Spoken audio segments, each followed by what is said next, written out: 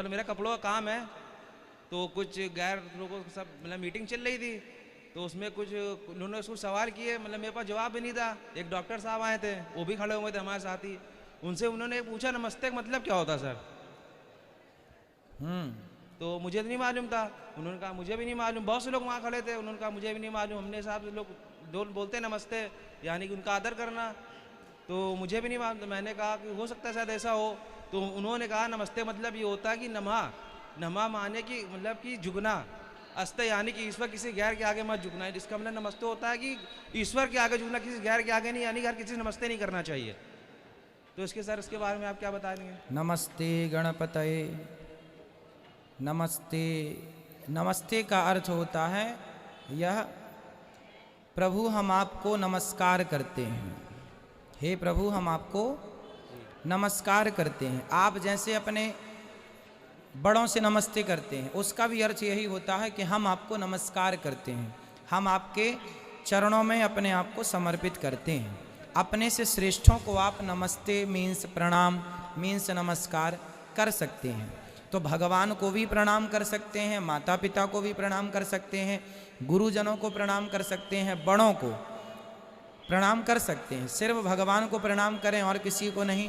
हाँ, भगवान को तो भगवान ही मानेंगे, पर अपने माता पिता को भी तो हम नमस्कार करते हैं। जी जी।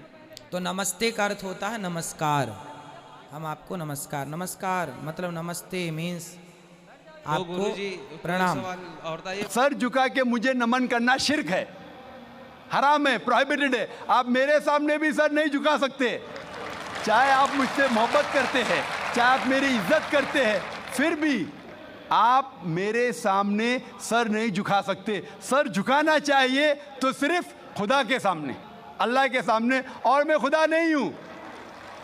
आप जानते हैं, आप मेरी इज्जत कर सकते हैं, मेरी बात जो मैं कहता हूं उसके ऊपर अमल कर सकते हैं, लेकिन आप मेरे सामने सर नहीं झुका सकते। इसीलिए मैं जवाब में आपको कहूंगा अस्सलाम वालेकुम, आप पे सलामती हो, आप पे सलामती हो। आप समझे ना, मैं आपके सामने झुक नहीं सकता हूं। ये सिर झुकेगा तो सिर्फ अल्लाह के सामने, सिर्फ खुदा के सामने।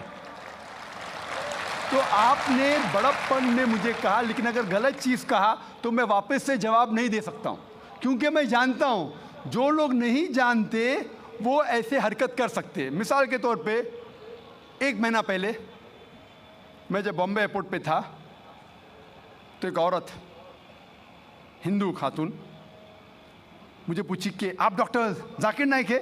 आयु doctor Zakir Naik?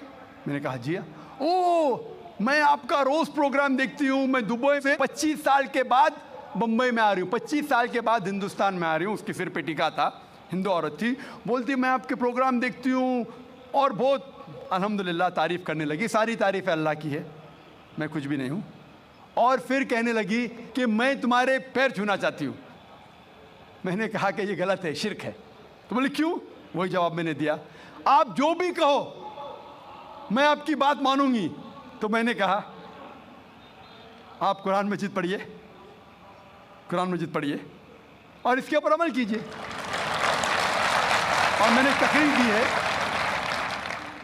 Similarities between Islam and Hinduism, इस्लाम और हिंदुइज्म में यकसानियत, और साबित किया है कि हिंदुइज्म में भी लिखा है कि आप सिर्फ एक ईश्वर की इबादत करना चाहिए, जितने ऋषि आने वाले उनमें मानना चाहिए, और मोहम्मद सल्लल्लाहु अलैहि वसल्लम में भी। तो आपको अगर कुरान और वेदा पे अमल करना चाहिए जो यकसा है, आपको एक खुदा में मानना पड़ेगा और आखिरी पैगंबर मोहम्मद सल्लल्लाहु अलैहि